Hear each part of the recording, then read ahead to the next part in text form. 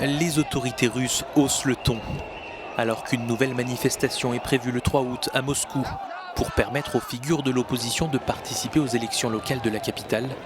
Les autorités judiciaires ont annoncé avoir ouvert une enquête pour troubles massifs. Une procédure qui peut aboutir à des peines atteignant 15 ans de prison.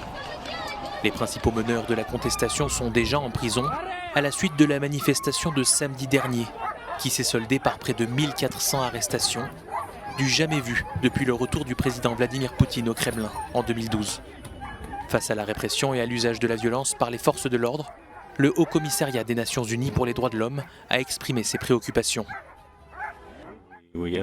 Nous demandons à la Russie d'autoriser la population à participer à des rassemblements pacifiques, sans restriction, autre que celle autorisée par le droit international des droits de l'homme. S'agissant du maintien de l'ordre en Russie, comme ailleurs, l'utilisation de la force par la police doit toujours être proportionnée à la menace, s'il en existe une, et doit toujours être utilisée en dernier recours. C'est un principe fondamental du maintien de l'ordre. L'opposition dénonce depuis plusieurs semaines le rejet des candidatures indépendantes aux élections locales du 8 septembre. Ce mouvement de contestation est l'un des plus importants depuis les protestations de 2012 contre le retour de Vladimir Poutine au Kremlin.